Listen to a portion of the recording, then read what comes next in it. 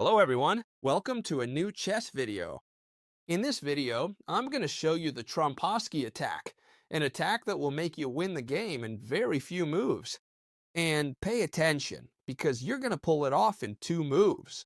And that's it, just 2 moves. When you play d4 and they play knight f6, which is the most common response, and also, don't worry, when they play d5, you'll be able to perform this attack. The Trompowsky attack starts with this wonderful move right here. This is simply going to be an absolutely incredible recipe that will give your opponents a constant, massive headache. Let's enjoy it by showing this incredibly powerful attack right here that honestly, I'm completely sure will totally blow your mind and leave you speechless. Notice one thing. First, we have to evaluate a very interesting move when we perform this Trompowsky attack, attacking the knight. The black pieces don't want to double pawns, and there's a move, which is the first one we'll analyze, which is knight e5, which is a very annoying move. Notice that it attacks our bishop and forces us to move it again. Well, you have to remember this move right here. If they directly attack the knight, the bishop, we're going to give it away with this pawn move. And notice that here, black is going to rub their hands together. They'll think, first, I'm winning the bishop pair. How incredible! Second, I'm doubling your pawns. That's why. Oh, and if we also add that this knight here is very unstable, they're going to capture in every game, okay? Once they capture this knight, you just have to recapture it, okay? It seems like nothing happened here. We lost the bishop pair, they doubled our pawns, but still, be careful, because there's danger in the position. Look, a very logical move, e6. Why? Because now they can develop this bishop, and besides, they attack this pawn that seems so defenseless here with the queen. Well, what if I told you that the wonderful move here isn't to defend this pawn, but to advance it and give it away? Pay attention, because this move is much more powerful than you think.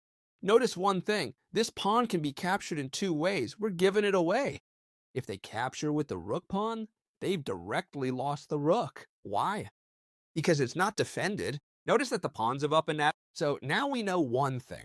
We're giving this pawn away, but with this pawn, it can't be given. I can't be eaten. A little trap that no one will fall for, right? But if someone falls for it, well, we take the rook. So which pawn should they capture with? Well, they're forced to capture with this pawn, because if they don't, we'll capture, and look, we're going to take away their castling. Not only will they fail to win the pawn, but they'll also be left devastated. So they have to capture. And then we notice that we're going to take advantage of this very weak structure of the black pieces, where, their king won't be safe at all, and we'll play e3. A move where you say, wait, chess teacher, that's a very passive move. Since when on this channel do we play such passive moves? Well, take it easy. Take it easy. Now our opponent can play just about anything. For example, pieces they can develop like this knight, this bishop, we don't care what they do, okay? Imagine that this king here is very scary, right? It's very scary to have this king right here. So they want to develop this bishop anywhere to be able to castle and at least use the file. That's the most logical thing for the black pieces to think. So come on, you and I are going to think about where this bishop can go. Can it go here? It looks like a very bad move, because after c3, they'd be losing a tempo. They'd have to retreat it, right? Fine, it can't go here. Then here seems like a very bad move, because it blocks this pawn here, right? So the most logical move, I'm sure you're with me, is bishop e7, a totally natural developing move that even in the future can come to defend the castled king, right? So bishop e7 is the most logical move here to be able to castle. So we continue attacking here, right? We bring the bishop here. Watch out! If they get distracted here and play a move other than castling, look, for example, knight c6, we simply take this pawn with check and they can't capture. Because remember what I told you, right? This pawn can't move. And many people, when we play bishop d3, don't realize the real threat. Bishop takes pawn, check. Notice that now, if they do this, we'd take here and they'd lose the right to castle. They'd have to place the king here, so they'd be in a terrible position. What they don't know is that as much as they fall for this trick, they're going to lose. But even if they castle, they've lost anyway, because we have a spectacular move that will give you goosebumps. Rook takes pawn, and we win the game. Spectacular rook sacrifice. And you'll tell me, chess teacher, but here they can take your rook and you have no pieces to attack. Well, watch out, because now it's time to enter with our beautiful queen. Check. And since this pawn can't move because we have it pinned with the bishop on d3, the queen can't be captured. Instead, the king has to move. And now we simply enter with the bishop, bishop takes pawn, and notice that right now this king is in a checkmate situation. On the next move, we're going to enter with the queen, and we're going to give a tremendous checkmate. There's no way to save themselves. Haven't seen this line from the beginning? Now comes the most interesting part of this video. And we're going to see what happens if when we play d4, they play d5. Watch these lines because they are tremendously spectacular. We'll start, of course, by playing our bishop over here, okay? Notice one thing. I've checked the database. I'm just saying this as a fact, eh? I'm not saying it's going to happen to you. But more than 500,000 players here directly, without thinking, have played e6, hanging the queen. So, well, look, this is what you get if you ever catch someone from this 500,000 people who accidentally play e6. You've won the game immediately by taking the queen, right? But this isn't the interesting part. What happens if they keep playing knight f6? In this case, the whole story changes, right? If you've played a double queen's pawn first and then they've placed the knight on f6, think about one thing. You must capture this knight, okay? And now let's look at the attack plans because they're just too incredible. As I always tell you, think the plan through. Don't just memorize the moves by heart. They have to capture this bishop here. Obviously, it seems like a right move is to capture with the e-pawn, because notice that if they capture with the g-pawn, when they castle, right, this king is going to be left wide open, yeah? So this bishop should be captured with the e-pawn, logically, okay? Let's continue with some natural moves. As our plan indicates, we're going to play e3. Look at this, huh? The slight difference right at the start of this line is that our opponent has a much weirder structure than we do, right? It's true, we've sacrificed the bishop pair, but that was the whole idea of placing the bishop here, yeah? You'll see how the attack unfolds, because we're not going to need the bishop pair. Very well, they might play, for example, bishop d6. This is the best square for the dark squared bishop. Why? Because it'll be aiming directly at the castled king, right? As we said, here we directly play c3 and kick it out, and it would have to go back here. We've gained a tempo, yeah? So if they play here, it would also be fine. The attack would work exactly the same, and if they play here, well, we'll stick with the same plan. Notice one thing. Now I'm going to show you the attack plan that's going to fascinate you. You don't have to get hung up on the moves the opponent makes, okay? Just focus on the plan, because it doesn't matter what they do, yeah? Here we're going to play c4. Does this structure look familiar? It looks like the Queen's Gambit structure, right? For those of you who are a bit more professional, well, that's the idea. What's our idea here now when we play c4? Well, if you've ever seen my video, for example, on the Kali system, I explained that when these two pawns are threatening to advance here, it's super important that when playing c4, c6 is played. Do you know why or huh? Because this bishop wants to be on this diagonal, right? If we play c4 and they castle, for example, now after this move, this bishop will never be able to be on the diagonal at once, and it'll have to retreat. That's why it's extremely important, and keep this in mind for when they do it to you too. When they push here to threaten coming here, you must play c6 and c3 if you're white, huh? But this is essential, because now if they play this move here, the bishop simply retreats and absolutely nothing has happened because it's still here, right? So obviously we're not going to play c5 because it's useless, okay? So what are we going to play? How should we continue, chess teacher? Well, by developing our pieces, for example, we'll develop this knight over here, knight c3, threatening right now to capture this pawn here. You see it, right? Right now, if they don't react, we'd have pawn takes pawn, knight takes pawn.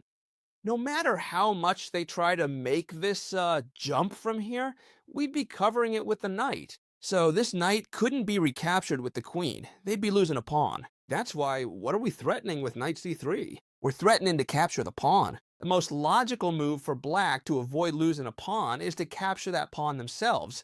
Then we develop our bishop by recapturing the traded pawn.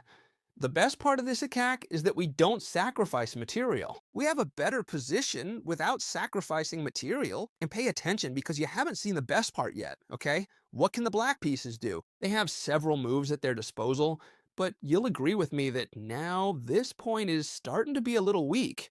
The most normal thing is for them to start castling, right? And at least they protect this point well. They defend themselves well.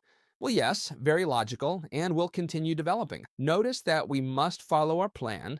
We develop our pieces naturally, and now a move that's a mistake, watch out. A move as natural as pinning this knight, which I'm sure they do to you in almost every game, right? Playing this bishop pinning the knight, here it's already a mistake, not because of the pin itself, but because they don't address the threat, okay? We've placed the pieces very well, and it's practically impossible to save themselves. Here, the first thing you should do is kick this bishop out. And now I ask you, my friends, what happens if they capture this knight? Should we capture with the queen or with the pawn? Indeed, we must capture with the pawn. Even though it seems very strange, capturing with the queen always seems much better. In this case, capturing with the pawn would help us launch an attack down this file here directly toward the king. See, the pieces are pointing toward the king.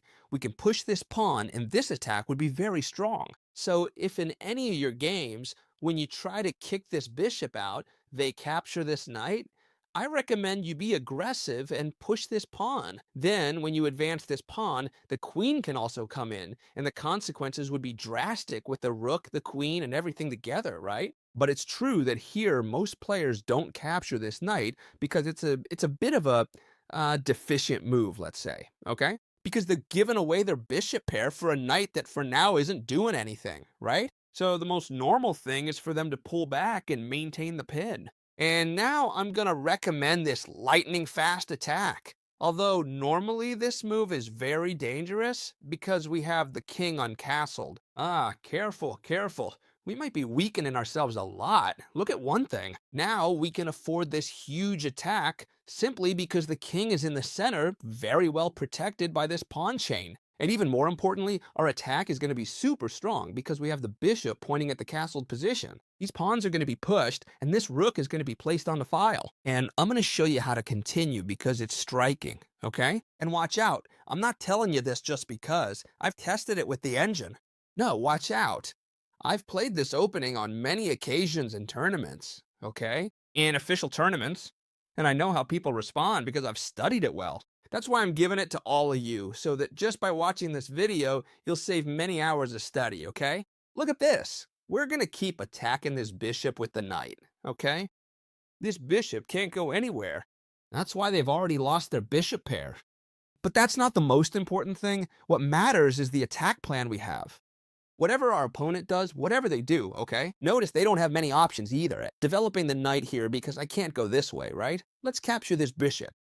Notice that here they only have one possible move because this pawn can never recapture thanks to this powerful bishop we have on c4, the Italian bishop, as the bishop on c4 is called. It's always aiming at the weakest point of the position. So if they can't take with this one, they'll have to take with this one. And very well. They have a very defensive square, to be honest. It seems very hard to break, but I'm going to show you how to break it very easily, okay? All we have to do now is launch our pawns. Little by little, we launch the H-pawn. Notice I'm explaining it simply so that everyone can understand it. And if I'm going too fast, I apologize. I'm doing my best, okay? We launch our two pawns. And now, how can they defend? Well, notice that for now, the best thing is to do nothing, because if they advance these pawns, they weaken themselves. For example, a totally natural move, in this case, could be moving the queen, or it could be attacking this bishop. If they attack this bishop, what did I tell you before it? We're going to maintain the diagonal. So all we'd have to do is come here and our plan is still in place. Notice you shouldn't memorize this move, right? Because if you memorize moves, you'll say, oh yes, I have to do this one. No, you just stick with the plan. Our bishop wants to be here. If they attack it, well, we keep it on the diagonal we want, right?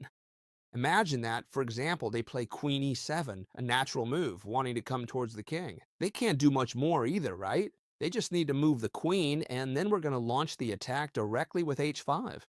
Notice this attack seems to go very slowly, but we've already won the game. What are we threatening now? We're threatening pawn takes pawn. And notice that it couldn't be recaptured again thanks to this monster here that's attacking the king directly. So black has to react. If they don't react, we capture and win here, so they have to react. It would be very dangerous to advance because look at this. We break through here and we have the rook. They couldn't stop it in any way. Notice the queen could enter through here and there'd be no way to stop it. So the only solution they have left is to capture this pawn. It seems like nothing's happening because the pawn was doubled. And once they capture this pawn, what should we do, chess teacher? Well, very simple. We have a star move. We could recapture with the rook, we could recapture with the pawn, but much more refined, queen d3 winning the game. Why? Because look how it's aiming directly at this point right here. If this pawn is captured, it's checkmate. That's why this pawn can't be taken right now, and the solutions are starting to be, sorry, I can't talk, very scarce for the black pieces. It seems the only way to defend is this one here, and they've lost instantly after the wonderful move queen takes pawn, check. Notice that this queen can never be recaptured because we have this bishop here, and we've won the game when the king moves by simply entering with the rook. Look at that brutal checkmate. I'll show you how to smash this castled position thanks to the pawn advance. Much simpler than it looks. Chess teacher, but what happens if right when we play the bishop here, they try to start kicking it all over the board? Well, the truth is that this is a serious mistake, okay? It's a very serious mistake. However, if you know it's a serious mistake but don't know how to punish it, they'll do it and you won't know how to win the game. That's why you need to know how to punish it. It's very simple, but anyway, I'll show you just in case, right? We're gonna retreat this bishop, and we'll retreat it here. Why won't we retreat it somewhere else? Because here we're tempting them to start attacking this bishop, okay? Absolutely nothing happens. Notice that we have this bishop on g3 on a very powerful diagonal directly hitting this fairly weak point because it's only defended by the queen. And look how they've significantly weakened their king side. That's what we're going to take advantage of to destroy them, okay? Whenever this pawn moves, something bad happens. Both the f7 pawn and the f2 pawn, candidates for not moving too much, okay? But anyway, how do I punish this, chess teacher? Well, it's very simple. We could directly break through here, smash the pawn structure, open the rook. Yes, all of this would be possible. However, there's a much stronger move when they open up the king side, which is simply to play the move e4, okay? With ideas of attacking here, with ideas of attacking the center. Now, very simple. That's not the idea, right? Let's assume black plays first here, okay? I'll show you the idea. For example, any move, knight c6, a totally normal move. We directly break with e4. Why? As I said, it's not to attack here, but to open up this queen's diagonal. Notice that the king here is very exposed, okay? Very, very exposed, and there's no way to cover up, no way to cover up with any piece. That's why no matter what our opponent does, we're going to launch a very powerful attack. Practically, the best move they have here is to capture this pawn we just gave away, okay? e4 is better than e3, yes, because that way we also put pressure here. Even if they capture this pawn, very simple. We come in with the queen to give a massive check to the king, who, notice, has to flee because there's no way to cover with any piece. The knight can't move like that, and the bishop is on dark squares. So when he moves away, it's very, very simple. We continue developing our pieces. For example, knight c3. The king here is very easy to exploit. Many of you will say, yeah, this is very easy, but I'm sure you don't know how to take advantage of it. Pay attention. Here is how to use it. Once we develop the knight, black has limited options. The plan remains the same regardless of what they do. If they capture this pawn, why? Because at least they say, yeah, I have a worse position, but at least I'm up 2 pawns. Then we simply castle queenside. Look how satisfying it is to castle queenside with these pieces. We pin this knight to the king and the queen. They can't do absolutely anything. After the long castle, they're on a tough spot. Ideas for the black pieces, for example, defending this knight because it can't move. You see it, right? And when they defend it, for example, we come in with this bishop to give check. Notice how our pieces coordinate. The knight can't capture because the rook is there. The king can't come here or here because the bishop is there. The king can't come here because the other bishop is there. So the king only has one square, which is to come over here. Look at how our pieces coordinate in a wonderful way. We bring the knight to f3, giving it away twice. We offer it with both the knight and the pawn. It can't be captured with the knight because look, our rook is staring right at the queen. But chess teacher, what happens if it's captured with the pawn? Well, we simply open lines to enter with the other rook, and look at what a wonderful position, where the black pieces can no longer save themselves from anything. We're attacking with everything, with both bishops, the queen, both rooks, and the knight. And all black has done is place the king in the center of the board. Just in case, I'll show you how to punish it. What do you think? The most important part of the video, boys and girls. We've seen what happens if they make serious mistakes. But what if the black pieces play the Trompowsky attack perfectly? If, when making this wonderful move right here, the Trompowsky attack, they play e6, undoubtedly the best move for the black pieces. So pay attention. The good thing about this attack is that no matter how perfectly they play, our attack is extremely powerful. How are we going to continue here, chess teacher, if they play e6, the best move in the position? Why is it the best move in the position? Let's understand it. Because simply, one, you can't capture this knight, because they'd simply have the queen and pawns. Wouldn't be doubled anymore, okay? And two, very important. I don't even know what I was going to say anymore. I don't even know what I was going to say anymore, friends. But anyway, e6 is the best move in the position. I have so many things in my head that they slip away quickly. Pay attention to this. How should we react if black plays perfectly? The good move is e4. Notice that now we're threatening a terrible threat, e5, and winning this knight, right? Because it couldn't move because we have this very strong pin. So e4 seems to give away the pawn, but it's untouchable for the same reason we'd win the queen. So how to break the pin? Very logical. Bishop e7. Exactly. Bishop e7 is the best move. It's very passive. Note that this bishop can't come here, or it's forced back. It can't come here. It can't come here because it would lose a piece super brutally, because it would lose this one, lose this one. So the best move is bishop e7. Say no more. So if they play bishop e7, how do I proceed? Just apply this tremendous pressure. They've made logical moves, and the position already feels suspicious. We're pressing way too hard. All right, black can come here, and notice one thing. Watch out, they're attacking this bishop. If I capture here, they'll take back with the queen, and we're not doing so well. Pay attention to the good move, and I want you to remember this one, retreating the bishop to d2. It seems like the weirdest move in the world. I'm aware of that. We've moved a bishop and now we're retreating, but it's fine because we've achieved, this is studied in theory, we've achieved this strong pawn center so far advanced that it restricts our opponent's position and our attack will come soon. Pay attention to one thing. Here, for the black pieces, the best option they have, if they don't want to castle quickly, notice that they have no defense here, and this pawn is restricting the knight's best square to defend the castle. They can first try to free up the position a bit against this strong center, and they should do it, okay? c5. How should we react if they play c5? Notice that if we take, we improve this bishop, right? So we don't want to take, but we don't want to let them take either. Because if we let them take, first we lose a pawn, and if we defend it, we've lost the support for this pawn here. So, chess teacher, this doesn't look great, does it? How should I continue?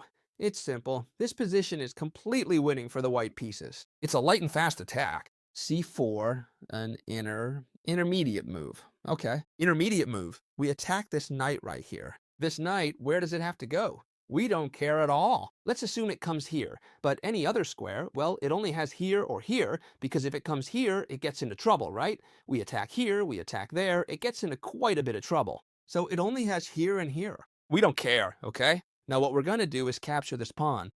Now we do want to capture th this pawn before they capture it, and now I'll explain why. It's true they can capture with a bishop, but now we have some very, very good prospects. What's happening here? Well, it's very simple. Notice that this flank isn't being defended by anyone. All of them, if we split the board in half. This is a trick for your games. You split the board in half and look at where the opponent's pieces are. They're all here. So I'm going to attack on the other side. This move is excellent, okay? This move is incredible. Queen g4, brutal. We're hitting this point here, and there are no pieces to come and defend. So the only thing they can do is, for example, let's see, if they play king f8, they lose the right to castle, right? It seems like a pretty bad move. They lose the castle. We're hitting here in a bad way. We'll develop the knights, the bishops, and this position is going to tend toward a loss. But anyway, no one is going to play king fate against you. If they play this rook over here, what can we do? Well, the situation starts to be quite similar. Okay? They won't be able to castle. They're facing a pawn threat that doesn't seem too serious. We can move the bishop here, which they can't take because we'd capture the rook, and if they push forward, we control all the dark squares, and it looks like they're done for, right? So many of you are thinking, well, then the most logical move, without a doubt, is to protect it by castling. And that's what they'll do almost every time. Yeah, it doesn't matter what they do. Whether they move the king, a rook, or if they castle, you've already won, okay? But if they castle, which is the most logical, how can we win quickly? Well, with the typical bishop attack, We take advantage of the queen pinning the king so this bishop can't be taken, and we're threatening checkmate in just one move. How do you defend against this checkmate? There's absolutely no way to defend it. The only way to avoid checkmate is to move the pawn here. We weaken all the dark squares, and not only that, but they're basically giving us the rook. It's the only way to defend against the checkmate. That's why it's so powerful. And to finish in style, I'm going to show you how to punish the dark squares. A masterclass on what to do if they don't play here, or castle, but play g6 to defend all this. It looks like nothing's happening here. But they've gotten themselves into huge trouble. And I'm going to show you, as I said, a master class on how to brutally punish the dark squares. And it could all start, as many of you might suggest, with the bishop here, right? Attacking the queen, that makes sense. Or with the bishop over here trying to prevent him from castling. All of this is very logical, okay? Because you're already thinking about how to exploit the dark squares. But what if I told you that you have a spectacular move here, which is knight c3? You'll say, chess teacher, now you've finally gone completely crazy. You have a spectacular attack on the dark squares, and you play knight c3? Seriously? Yes, friends, pay attention to how we're going to blow these dark squares wide open. Knight c3, trust me on this. My friends, just trust me. It doesn't matter what our opponent does here, we really don't care. Imagine they play knight c6 attacking this pawn, which would also attack our queen. Fine, I don't care at all. This knight is here to jump to e4. And look at the control it has over the dark squares right now. This knight was the key to finally crushing the dark squares. We don't care what they do to us. For example, the best move undoubtedly seems to be knight takes pawn. While they're attacking our queen, okay? We're gonna ignore this queen, right? That's not what we're interested in, so what are we gonna do? Notice that now we have the knight ready, plus the bishop's ready. Look, we'll ignore the queen, but move it first. We aren't that crazy. We'll pull it back, but where? Right here, okay? We're gonna pull it back here, and you'll see the idea behind moving it here in a moment. It's not just about putting pressure on the knight, though that's part of it. Notice that now, first, we attack the knight. Second, we attack the bishop. Two pieces are under attack. There's only one way to defend both. Not here, or we capture. The only way is moving here. Placing the queen here wasn't about the knight. The plan was much more powerful. You're about to see it. First, we come into attack with the bishop. Now, this move was already expected. It had to come, sorry, right? This queen's being attacked. She has to move. And now, the master move, which is why we move the queen back here. Look at this move right here. Queen a3, and we win the game with this move. A wonderful move where we threaten very easily. We threaten this checkmate if it were our turn here again, giving him the kiss of death. Did you know this one? The kiss of death? When the queen gives checkmate in front of the king, right in front, it's the kiss of death, because the queen is kissing the king, right? Spectacular. How can they defend? Well, not many ways, right? Maybe the only one, it seems, is coming with the knight here to defend this spot. And besides, they're defended now with the bishop by moving the knight, this knight jump. But all we have to do is jump to the other side. Look at this spectacular jump now. Check. The king can't come here or here. Why? Because we have the bishop. So the king's only move, what is it? King F. There's no other move. And how do we finish this here? Well, with the wonderful move knight b5, discovered check with the queen. And on the next one, we're going to capture this queen. Notice that the king must move. And now, look how nice. We capture the queen with the knight, check, we'll take the rook. Eventually, we're going to end up giving mate if we kick out this knight. So this is spectacular. Look at the Trompowsky attack, huh? You didn't expect it, right? That it would be so beautiful and so powerful, right? Well, yes, ladies and gentlemen, if you like this type of video, the only way you have to support me a lot, to thank me, since I do it completely for free, is to leave me a like. Come on, let's see if we can set a record for likes. And of course, we'll see you tomorrow with another spectacular chess video on this channel. See you tomorrow, guys. Bye.